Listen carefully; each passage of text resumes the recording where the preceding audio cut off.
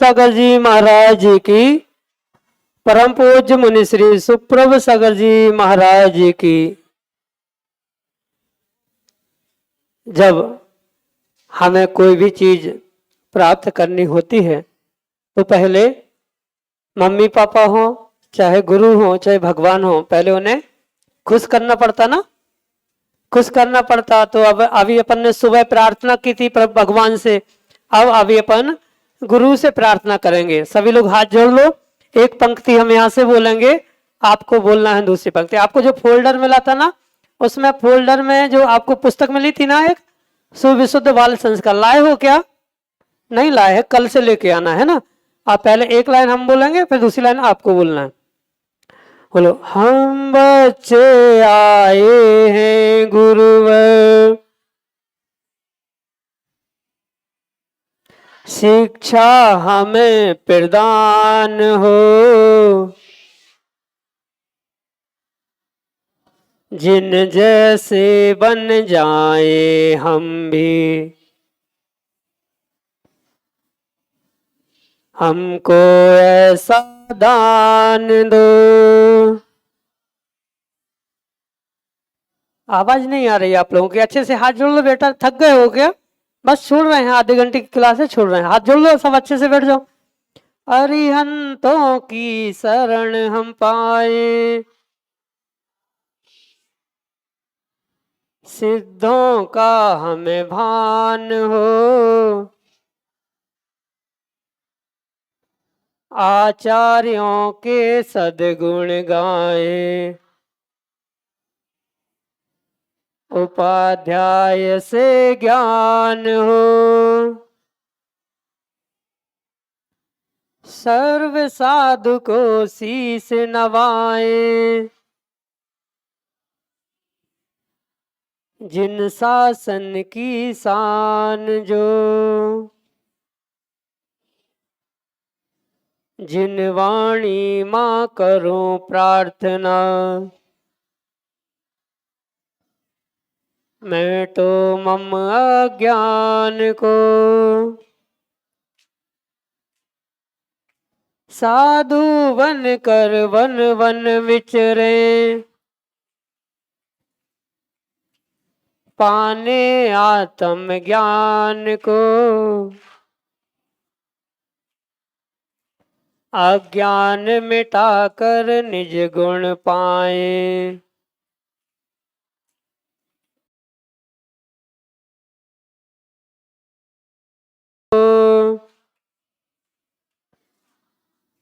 हम बच्चे आए हैं गुरुवर,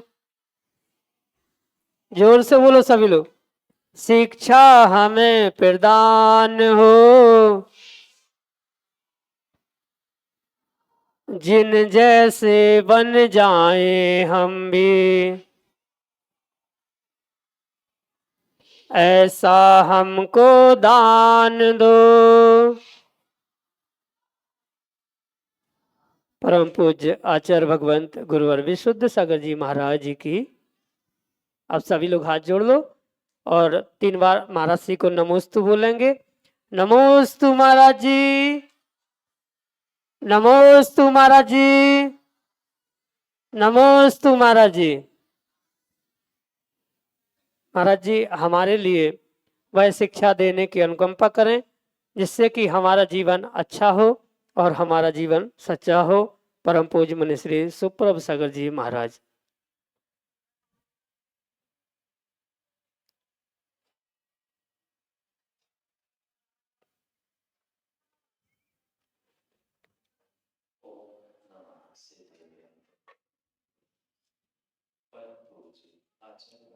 गुरुवर विशुद्ध सागर जी महाराज की, अहिंसामय विश्व धर्म की, परम पूज्य मुनि श्री सुप्रभ सागर जी महाराज की।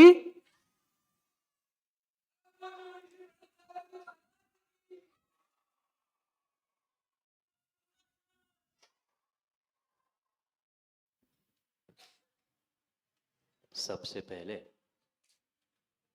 आप सभी बच्चों का बहुत बहुत और बहुत ही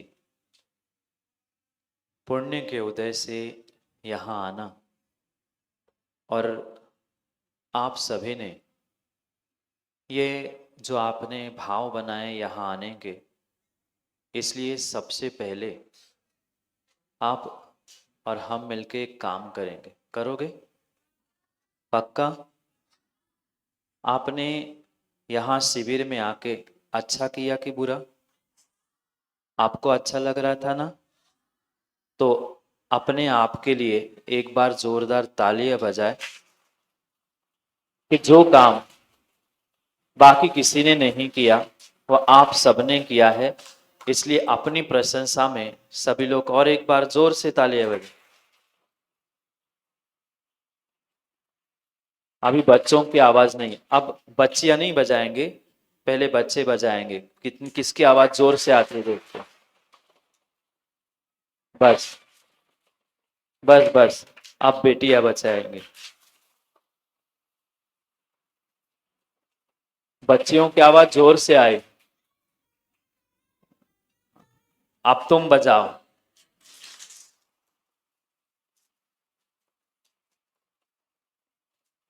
बस,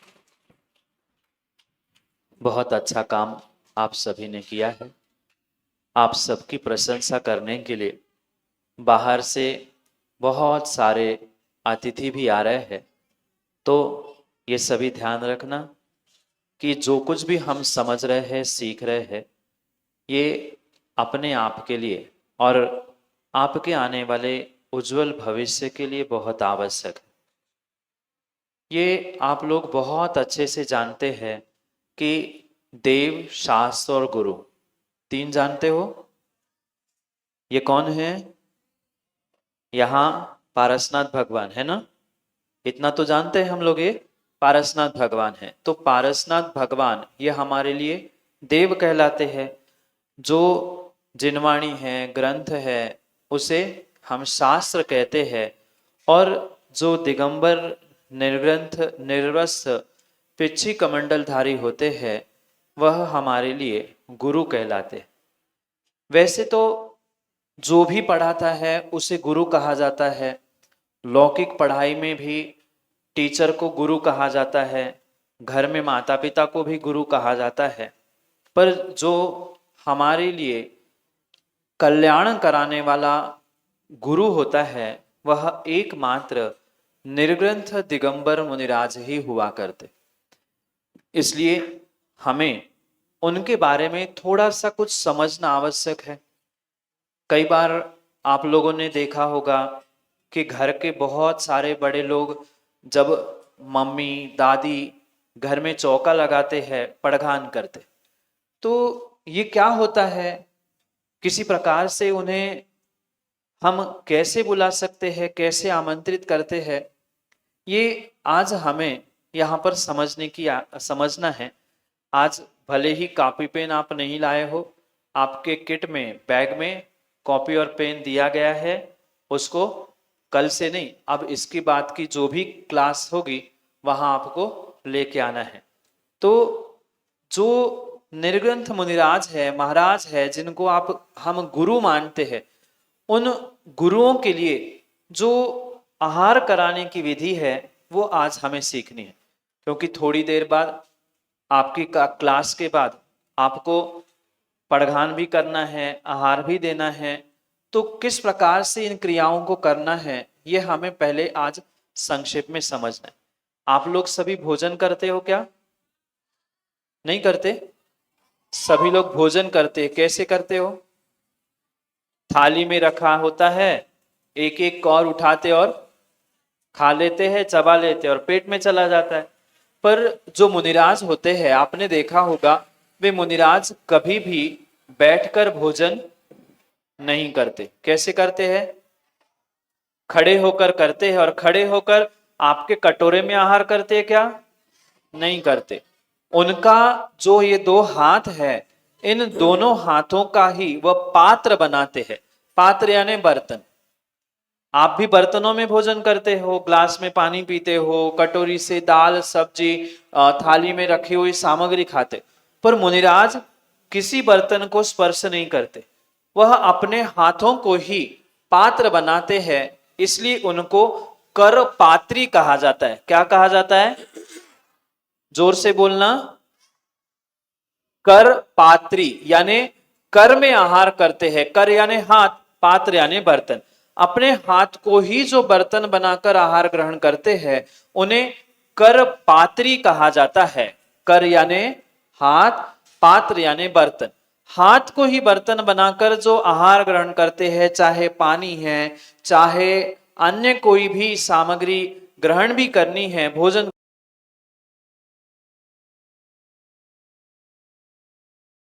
तो यह कर पात्री कहलाते। और ये भी आपने देखा होगा कि जब भी निर्ग्रंथ मुनिराज विहार करते हैं, कैसे चलते हैं? पैदल पैदल चलते हैं, नंगे पैर चलते। तो पैदल पैदल चलते हैं, इसलिए उन्हें पद यात्री कहते हैं। यात्रा करने वाले यात्री, और पद यानी पैरों से। तो निर्ग्रंथ मुनिराज कैसे होते हैं? कर पात्री और पद यात्री। दो शब्द याद रखना। आप लोगों की सबकी परीक्षा भी होने वाली है और फिर पेपर भी देंगे, और सबको बड़ी बड़ी ट्रॉफी और प्रतिदिन नए नए गिफ्ट भी मिलने वाले हैं। इसलिए बहुत अच्छे से सुनना और बहुत अच्छे से याद रखना। मुनिराज, दो विशेषण मुनिराज के हमने क्या पढ़े? कर पात्री और पद, जोर से बोलना, कर पात्री और पद यात्री। पैदल विहार करते हैं इसलिए पदयात्री, और हाथों से ग्रहण करते हैं आहार, इसलिए कर पात्री। इस प्रकार से उन्हें मुनिराजों के विशेषणों को हमने समझा। अब जो आप आज मुनिराजों को आहार देने वाले हो, कुछ आहार देंगे, कुछ पड़गान करेंगे, तो मुनिराज कैसे आते हैं? जैसे आपके घर में गेस्ट आते हैं, तो गेस्ट को आप बुलाने के लिए इनविटेशन कार्ड भेजते हो, मोबाइल से कॉल करके बुला लेते हो। आज मेरा बर्थडे है, फ्रेंड्स को बुलाते ना बर्थडे के दिन, घर में पार्टी होती है तो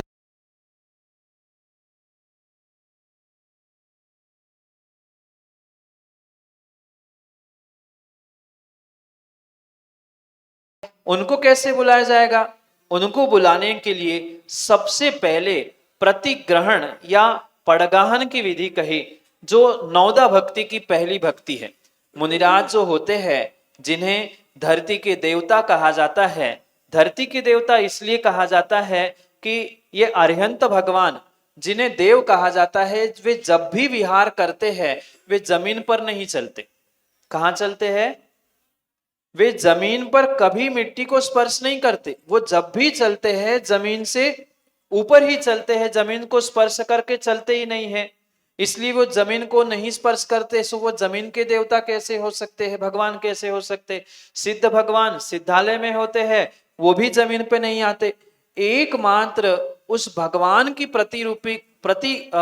मूर्ति के रूप, भगवान की मुद्रा को धारण करने वाले ये धरती के देवता दिगंबर मुनिराज होते हैं, जो जमीन पर चलते हैं, इसलिए उन्हें धरती के देवता कहलाते हैं। क्या कहलाते हैं वो? तुभ्यम विनायका, खड़े हो जाओ। जमीन पर चलने वाले मुनिराजों को क्या कहलाते हैं? धरती के देवता। देवता यानी देव, भगवान। ये अरिहंत भगवान जमीन पर चलते नहीं है, सिद्ध भगवान सिद्धालय में है। फिर धरती पर चलने वाले देवता कौन है? ये जितने भी आचार, उपाध्याय और साधु, ये तीनों परमेश ही जमीन पर चलते हैं, इसलिए उन्हें धरती के, जोर से बोलो, धरती के देवता उन्हें कहते हैं। तीन विशेषण हमने समझे, करपात्री, पदयात्री और वह धरती के देवता कहलाते हैं। तो उन धरती के देवता को हम घर कैसे बुलाएंगे? धरती के देवताओं को आहार कराने के लिए, उनके भोजन कराने के लिए आप लोग भोजन करते हो, पर मुनिराज भोजन नहीं करते। उनके भोजन को आहार कहते हैं। क्या कहते हैं? क्या कहते हैं? आहार कहते हैं। वह जो हाथों से ग्रहण करते हैं, वही रोटी, वही दाल, वही सब्जी, वही सामग्री जो आप खाते हो, पर आपके खाने को भोजन कहते हैं, और मुनिराज जिसे ग्रहण करते हैं उसे आहार कहते हैं। तो वह आहार ग्रहण करने के लिए किसी कुल श्रेष्ठ स्थान पर ही पहुंचते हैं। पर पहुंचेंगे कैसे? उनके लिए इनविटेशन कार्ड तो दिया नहीं जा सकता, उनके पास मोबाइल होता नहीं है, फिर हम उनको आमंत्रित कैसे करेंगे, उनको कॉल कैसे करेंगे? तो उनको बुलाने के लिए नौदा भक्ति होती है। कितनी भक्ति? नौधा, यानी 9 प्रकार की भक्ति होती है। आपके सामने शब्द है, ये कॉपी पेन लेकर आपको लिखना है। आज नहीं तो कल पुनः हम इसे लिखवाएंगे। क्या कहते हैं? नवधा भक्ति, 9 प्रकार की भक्ति। कितने प्रकार की? 9 टाइम्स। कितने टाइम? 9 टाइम्स। जब श्रावक भक्ति करता है तब जाके कभी वह मुनिराज गुरु भगवान धरती के देवता आपके घर में प्रवेश करते। सबसे पहली भक्ति है वह जिसे इनविटेशन इंग्लिश में कहा जा सकता है, वह है प्रतिग्रहण या पड़गाहन। आपके सामने है, शब्द दिख रहा है क्या? प्रतिग्रहण या पड़गाहन। जो सबसे पहले आप शुद्ध वस्त्र पहन लिया, आपने धोती दुपट्टा, बहनों ने साड़ी पहन ली, फिर क्या करना होता है? वहां जब मुनिराज मुद्रा लेकर निकलते हैं, आपने देखा कभी मुनिराज को मुद्रा लगाते हुए? आज सभी लोग बहुत गौर से देखना, मुनिराज जब भी आहार के लिए निकलते हैं, भगवान के सामने जाते हैं, प्रतिज्ञा करते हैं, और प्रतिज्ञा करते हुए 9 बार नमोकार पढ़ते हुए मुद्रा लगाते। इसे क्या कहते हैं? ये मुद्रा कहलाती है। तो जैसे ही उन्होंने कायोत्सर्ग किया, विधि ली और मुद्रा लेकर निकल पड़ते हैं। किस लिए? ये मुद्रा इसलिए है कि श्रावकों को पता चले कि मुनिराज आहार ग्रहण करने के लिए निकल चुके हैं, विधि लेकर निकल चुके। और जैसे ही मुनिराज ऐसे मुद्रा लगा के हुए निकलते दिखते हैं, वह जो श्रावक होता है वह नौदा भक्ति में से पहली भक्ति करता है, जिसका नाम है पड़गाहन, प्रतिग्रहण, यानी मुनिराज को ग्रहण करना, इनवाइट करना। तो कैसे इनवाइट करेंगे? आप अपनी अपनी भाषा में फ्रेंड्स को जैसे इनवाइट करते हो, जो गेस्ट आते हैं उनको इनवाइट करते हैं, वेलकम करते हैं। वेलकम करते हैं ना, कोई सुस्वागतम कहता है, कोई आओ कहता है, कोई तशरीफ रखो कहता है, कोई वेलकम कहता है। तो मुनिराज को किस प्रकार से हम वेलकम कर सकते हैं, उनको कैसे बुला सकते हैं? तो उनको बुलाने के लिए सबसे पहले पड़गाहन या प्रतिग्रहण है। आज आप सभी प्रैक्टिकल भी करके देखेंगे। तो जैसे ही मुनिराज दिखते हैं, सबसे पहले बच्चों क्या बोलना? हे स्वामी। जोर से बोलो, हे स्वामी। पहले बच्चे बोलेंगे, बच्चियां चुप रहेंगी, फिर आपको बोलेंगे, है ना? बोलो बच्चों।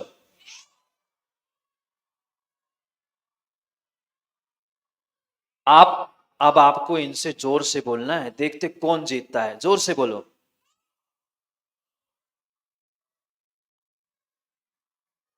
आवाज कमजोर है आप लोगों की, फिर से आप लोग बोलना।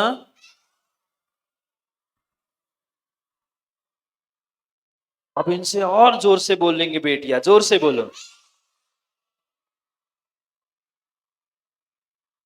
बहुत बढ़िया।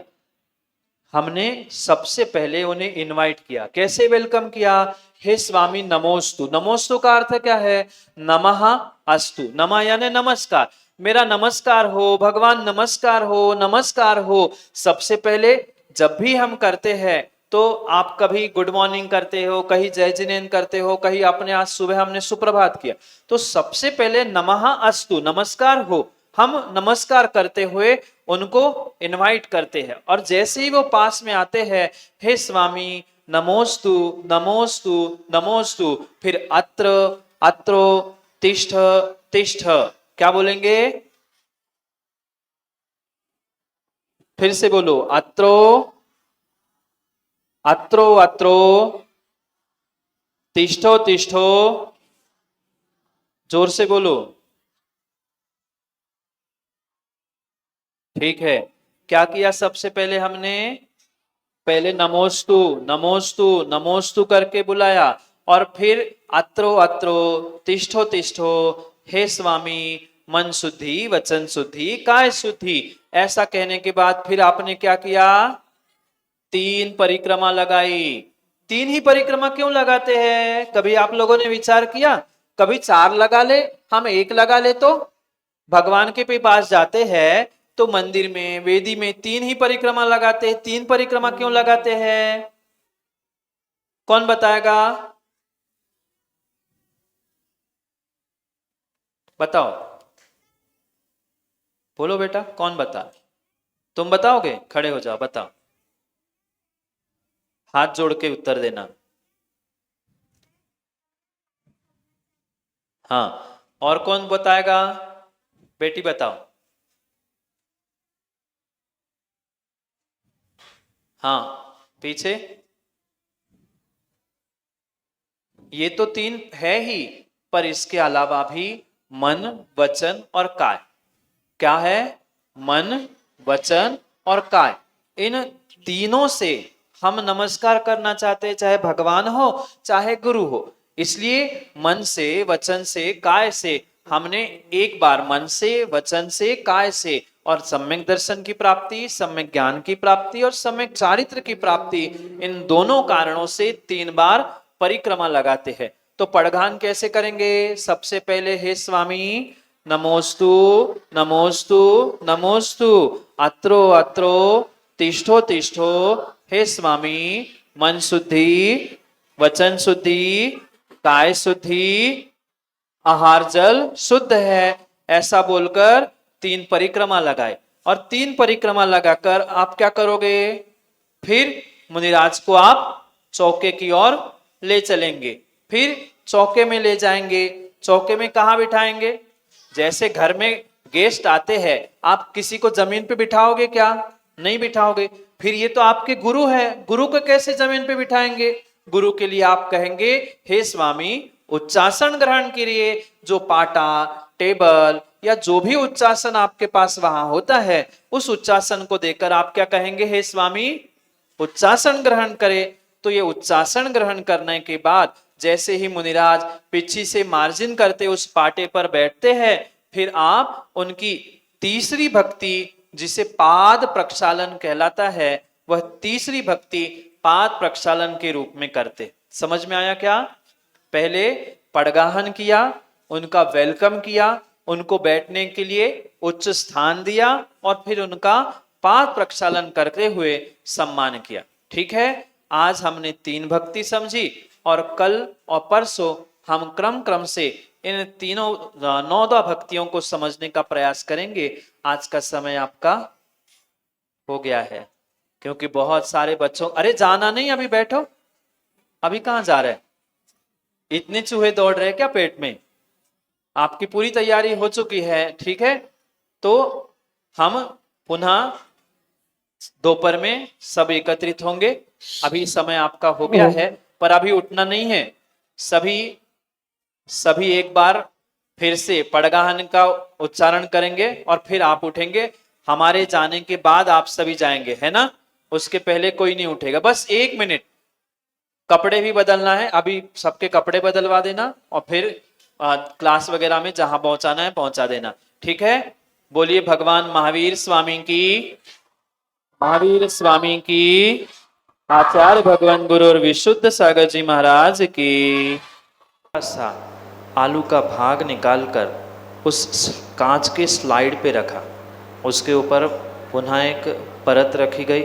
अब इसको माइक्रोस्कोप के नीचे यानी सूक्ष्मदर्शिका के नीचे रखते हुए आप देखने का प्रयास कर सकते हैं कि किस प्रकार से वहाँ छोटे छोटे जीव उत्पन्न होते हैं।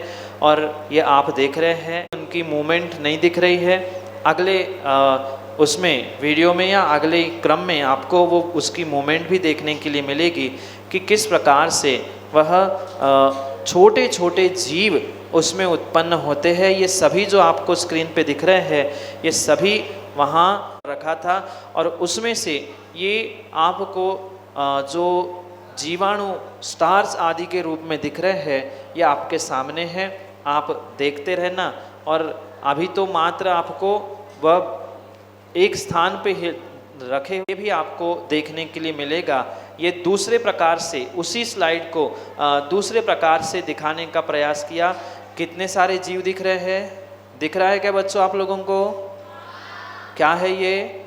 आलू के छिलके से थोड़ा सा पार्ट निकालकर उस स्लाइड पर रखा है, जिस पर भी प्रकाश ज़्यादा कम करते हुए यहाँ दिखाने का प्रयास किया जा रहा है। आगे इसी को और भी सूक्ष्मता से दूसरी सूक्ष्मदर्शिका यानी माइक्रोस्कोप से उनके पास ले जाने का प्रयास किया जा रहा है। ऐसे एक छोटे से सुई के नोक पर इतने सारे जीव होते हैं कि वो जीव शायद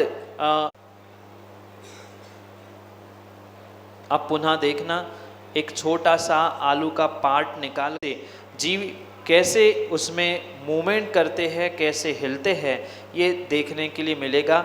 ये पिछले वीडियो में आपने देखा था, वो हिल नहीं रहे थे, अब ये आपको हिलते हुए दिख रहे हैं। अब इसमें भी और गहराई में जाकर कैसे उनमें वह न्यूक्लियस और कैसे जीव अंदर छोटे छोटे होते हैं, ये देखना। ये आकार के अनेक आकार के जीव वहाँ होते हैं, एक ही आकार के नहीं होते, अनेक आकार के जीव यहाँ आपको दिखता है। और वहाँ जो उस फल को, जो अंजीर का पेड़ है उस पर जो फल आते हैं उसे अंजीर ही कहते हैं, जिसे आज ड्राई फ्रूट्स में बहुत स्थानों पर प्रयोग में लाया जाता है। उसका आजकल बाज़ार में आइसक्रीम भी बिकता है। पर जीव नहीं, ऐसे कई सारे जीव वहाँ पर होते हैं। आप देख रहे हैं एक छोटी सी तितैया, मक्खी की जैसी वह एक प्राणी, वह अपने रिप्रोडक्शन के लिए एग्स यानी अंडों को देता है और उन अंडों को वो डेवलप करता है। ये नीचे की तरफ जो थोड़ा सा छेद सा दिख रहा है, ग्रीन फल है, ये अंजीर है, अभी पका हुआ नहीं, ये कच्चा फल है। अब ये जो ततैया है वह उसके अंदर प्रवेश कर रही है। किसके अंदर? अंजीर नाम के फल में वह छोटे से छेद के माध्यम से प्रवेश कर रही है, अंदर पहुंच रही है और अंदर पहुंचते हुए वहाँ वह रिप्रोडक्शन के लिए एग्स या अंडे देती है और उन अंडों से बहुत सारे जीव पुनः वहाँ पर जन्म लेते हैं। किस प्रकार से वे उस फल का आधा भाग करते हुए दिखाने का प्रयास किया। ये बिना डेवलप हुए एग्स है, जो इनमैच्योर्ड रूप्स है और मैच्योर्ड रूप्स, दो प्रकार से अलग अलग दिख रहे। जब फल कच्चा होता है, पका नहीं है, तब वह ग्रीनिश रूप दिख रहा है और ये जो आपको दिख रहा है ये ब्लैकिश, ये सभी, और ये अंडे पहुंचते हुए वह पंख उसके वही टूट जाते हैं, अंदर पहुंच के वहाँ वह एग्स यानी अंडों को देती है और जिसके माध्यम से वहाँ वह प्रजनन करते हुए असंख्यात जीव निकलते हैं। अभी आगे आपको वह अब देखना, बहुत अच्छे से देखना, दिख रहा है आप लोगों को? वीडियो देखो। तो जीव उससे निकलते हैं और पुनः उड़कर नष्ट हो जाते। और आप इन सबको कितने अच्छे से खाते हैं, जितनों ने आज तक अंजीर खाया। देखो, और आप पुनः पुनः देखने का प्रयास करें कि ये कच्चा फल था, वो पका फल था। चाहे कच्चा हो चाहे पका फल हो, वहाँ पर देखना थोड़ा सा खुला कि वह छोटे छोटे कीड़े उड़ने लगे। ये पुनः आप देख रहे हैं कि कीड़े कैसे उड़ते हैं। इसी को थोड़ा सा पीछे करना भैया, थोड़ा सा और है। एग्स डेवलप होते हैं और जो छोटे छोटे जीव अंजीर आदि फलों को खाते हैं, आइसक्रीम को खाते हैं, देख रहे हैं क्या? उड़ते हुए जीव दिख रहे कि नहीं दिख रहे आपको? ऐसे हजारों लाखों जीव उसमें से उड़ते हैं और उसको आप बढ़िया चाव से खाते हो, भले ही सूखने के बाद खा। इसलिए सोचना है, समझना है कि इन अभक्ष्य पदार्थों का हमें सेवन करना है कि नहीं करना। अगर हम जीवों को खाएंगे, जीवों को मारेंगे, तो वह जीव अगली पर्याय में यानी वे कभी बड़े होकर आपको मारेंगे, आपको खाएंगे। इसलिए ये ध्यान रखें कि अंजीर ना जिसमें मिला है, चाहे वह आइसक्रीम हो, ड्राई फ्रूट्स हो या अन्य भी कोई सामग्री हो, वह अंजीर कभी भी खाने योग्य नहीं है। 5 उदंबर फल कहलाते हैं, अंजीर, बड़, पीपल, पाकर आदि। ये पांचों फलों में ऐसे ही वह अंजीर खाएगा। सभी लोग खाएंगे ना? कौन कौन नहीं खाएगा? हाथ ऊपर करो। अंजीर नहीं खाओगे ना? बोलो सब मिलकर, महाराज जी। आज से हाथ जोड़ लो, हाथ जोड़ लो। महाराज जी, आज से हम सभी अंजीर का त्याग करते हैं। इसके बाद हम कभी भी अंजीर का सेवन नहीं करेंगे, मतलब अंजीर को नहीं खाएंगे। खाओगे क्या? नहीं खाएंगे ना? तो 9 बार नमोकार मंत्र पढ़ लो कि आज के बाद कोई भी अंजीर को नहीं खाएंगे, चाहे सुखा के खाओ चाहे जिंदा। एक मच्छर काटता है तब कितना दर्द होता है, कितनी तकलीफ होती है, फिर उन जीवों को आज चबा के खा जाओगे तो उनको कैसे होता होगा, उनको कितनी तकलीफ होती। इसलिए निर्णय करना है कि हमें आज से बाद कोई अंजीर नहीं खाना है। बहुत अच्छी बात है, आलू प्याज का भी आप त्याग करें। तो कितने लोग आलू खाएंगे आज से? सभी लोग खाएंगे ना? नहीं खाएंगे तो आप लोग विचार कर लेना, क्योंकि आपको कोई खाएगा, आप लोगों को अच्छा लगेगा? बोलो हाँ। आपको कोई खाएगा, आपका कोई हाथ तोड़ेगा, उंगली तोड़ेगा तो अच्छा लगेगा क्या? नहीं लगेगा। फिर आप उन जीवों को तोड़ोगे, मारोगे, खाओगे तो उनको अच्छा लगेगा क्या? नहीं लगेगा। हम जयकारा लगा के अभी उठना नहीं है, बैठो। जब तक हम नहीं जाते हैं तब तक आपको उठ के नहीं जाना है। एक बार जोर से सुनाए कर हम जयकारा लगाएंगे। गुरु विशुद्ध सागर जी महाराज की, विशुद्ध सागर जी महाराज की। कौन जोर से बोलता है? एक बार और देख ले अपन। अभी बच्चियां बोलेगी विशुद्ध सागर जी महाराज की, और जोर से 1008 श्री महावीर भगवान की।